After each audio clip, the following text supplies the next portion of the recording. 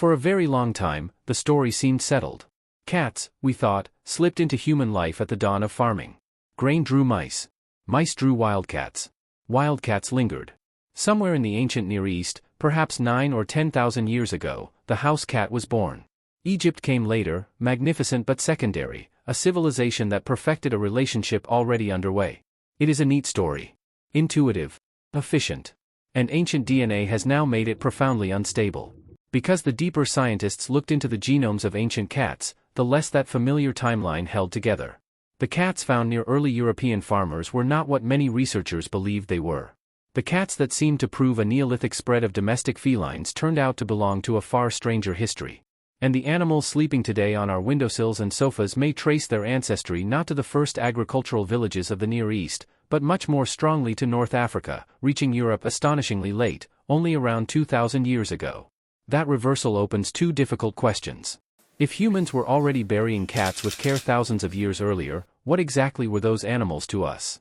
And if cats lived beside people for millennia, why are so many of those early companions apparently not the true ancestors of the modern house cat? To answer that, we have to begin with the confidence that misled us. The old model did not come from nowhere. Archaeology had been pointing toward an early intimacy between humans and cats for decades. One of the most famous discoveries came from Cyprus, where a roughly 9,500-year-old burial placed a cat close to a human grave, along with offerings. Cats are not native to Cyprus.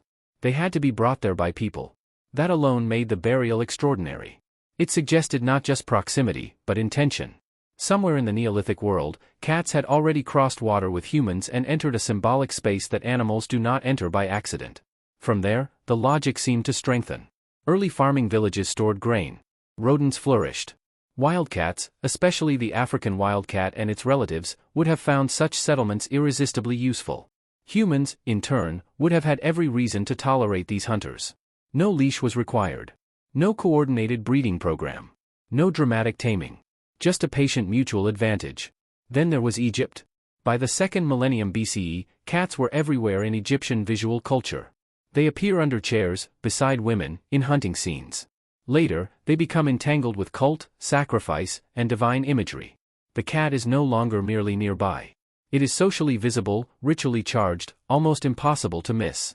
For many people, this made Egypt the obvious cradle of domestication.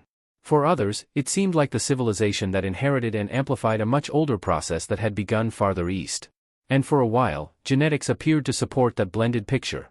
In 2017, researchers studying ancient cat remains used mitochondrial DNA, genetic material passed down through the maternal line, to trace movements of cat populations across time. That work helped popularize a powerful model, an early wave linked to the Near East and Anatolia, moving with farmers into Europe, followed by a later Egyptian contribution in the Greek and Roman worlds. The image was elegant. First the village cat, then the Egyptian cat, both feeding into the making of the modern domestic animal. But elegance in history is often a warning. Mitochondrial DNA is useful, sometimes indispensable. Yet it tells only one narrow story, the story of mothers. It can preserve lineages, but it can also exaggerate them. If populations interbreed repeatedly over long periods, a maternal marker may survive long after the rest of the genome tells a different tale. And that, it now appears, is exactly what happened with cats.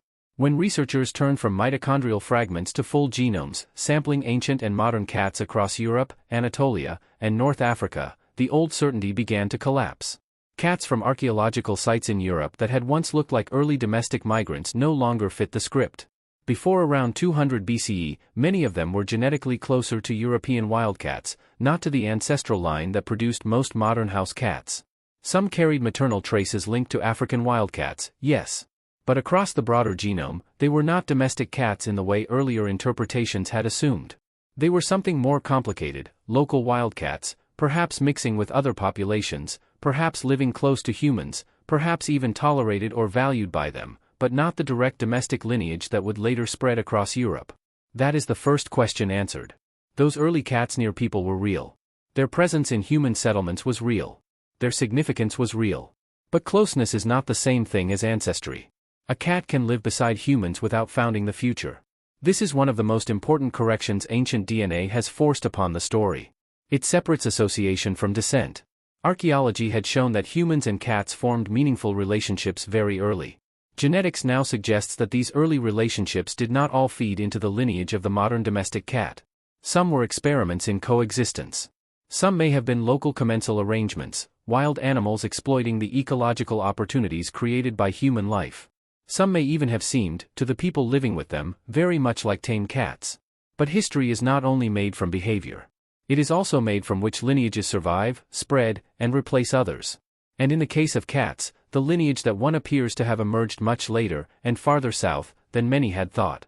The new genomic evidence points most strongly toward North Africa as the source of the domestic cats that eventually established themselves in Europe. Not the first farmers of the Neolithic carrying cats westward 6,000 or 7,000 years ago. Not a simple, early march out of the Fertile Crescent. Instead, a later dispersal, beginning around 2,000 years ago, when Mediterranean trade networks were dense, ships were crowded with grain and vermin, and human mobility had reached a different scale entirely. This timing matters, because it changes the kind of world that made the cat. In the older imagination, the domestic cat belonged to the first granaries, the first villages, the first slow entanglement of humans and wild predators. In the newer one, the cat still begins in that ecological intimacy, but its decisive triumph belongs to a more connected age, an age of ports, merchants, military movement, and maritime exchange. Not just the village, but the network.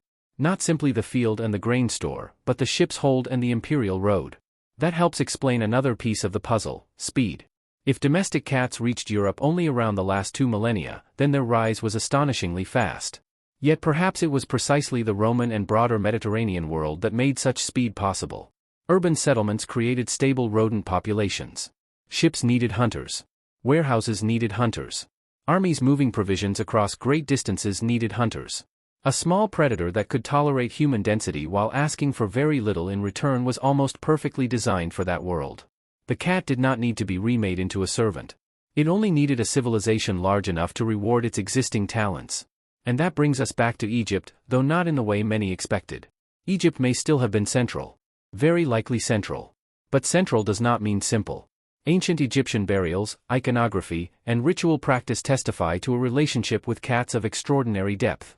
At sites such as Hierakonpolis, very early cat burials hint that certain feline populations were already being drawn into human meanings long before the classical age. Later Egyptian religion elevated cats into a symbolic universe unlike anything seen elsewhere. This may have strengthened particular cat lineages, bringing some animals into closer dependence on people, preserving them, moving them, valuing them beyond mere utility. What the new evidence resists is not Egypt's importance. It resists the old habit of turning importance into a single-point origin story. The domestic cat now looks less like a sudden invention and more like a layered selection process unfolding across centuries and regions within the natural range of the African wildcat. North Africa may have contained multiple relevant populations. Some contributed to later domestic cats. Some may have been transported as wildcats. One earlier movement from northwestern Africa appears to have seeded the wildcat population of Sardinia in the first millennium BCE. Another, separate dispersal produced the domestic lineage that spread into Europe by roughly the Roman era. In other words, cats were not simply domesticated once and exported. They were filtered through human worlds.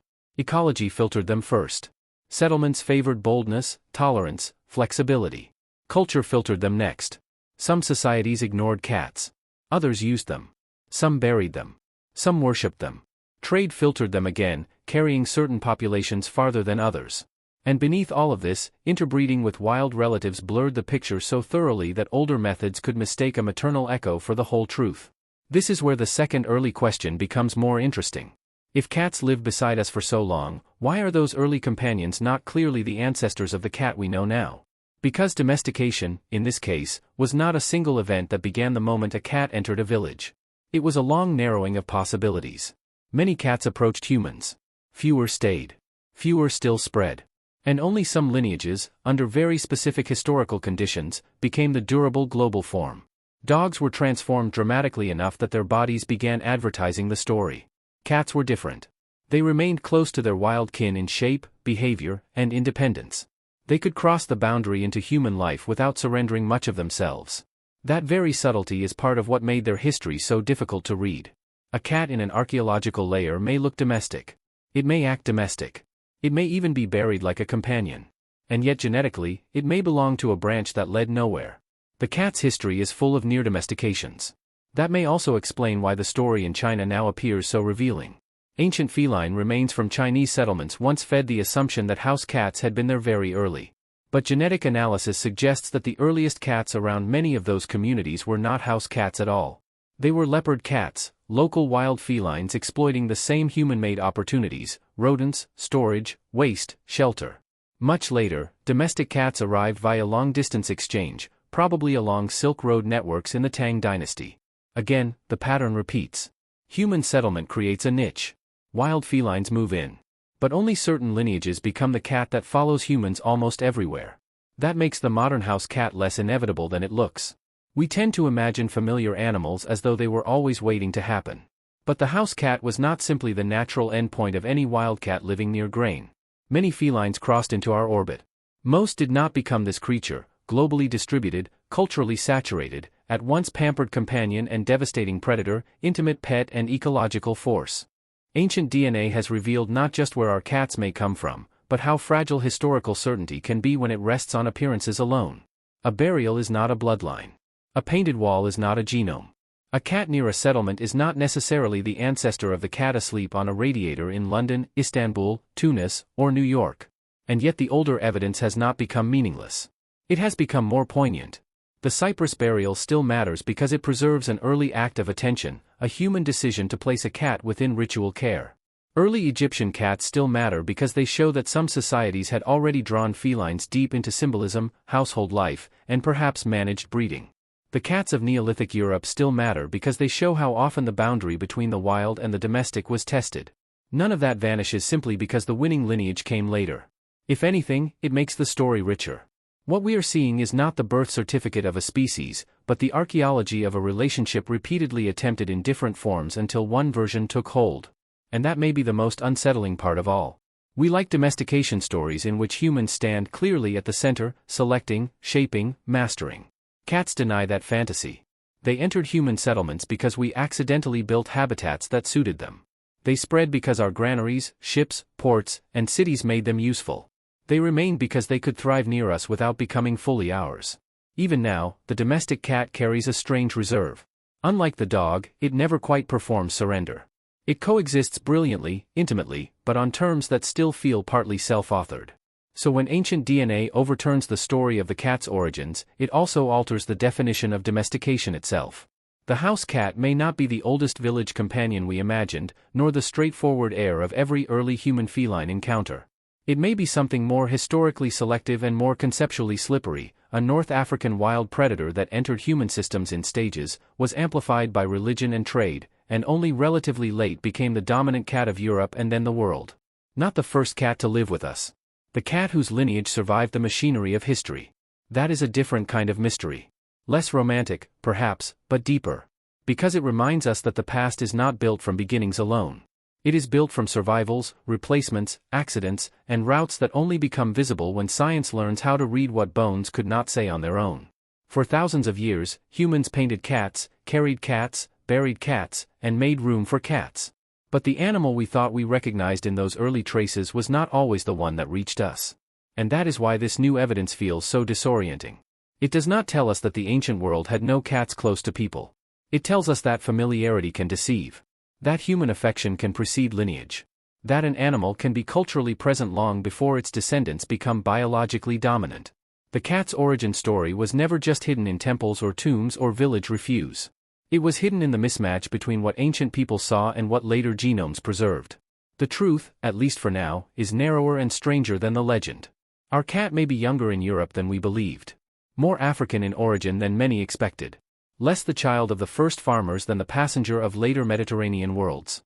A creature shaped not by one cradle, but by a chain of environments and civilizations that kept selecting for the same uncanny skill, the ability to live at the edge of human order without losing the look of the wild. And perhaps that is why cats still seem so difficult to fully explain. They were never only pets. They were never only vermin hunters. They were never only sacred animals. They were, from the beginning, experts at inhabiting the human threshold. If you enjoy exploring histories that become stranger the closer we examine them, you can follow along for more. But for now, it may be enough to look again at the ordinary cat in the room and realize that its story was not the one we thought we had already solved.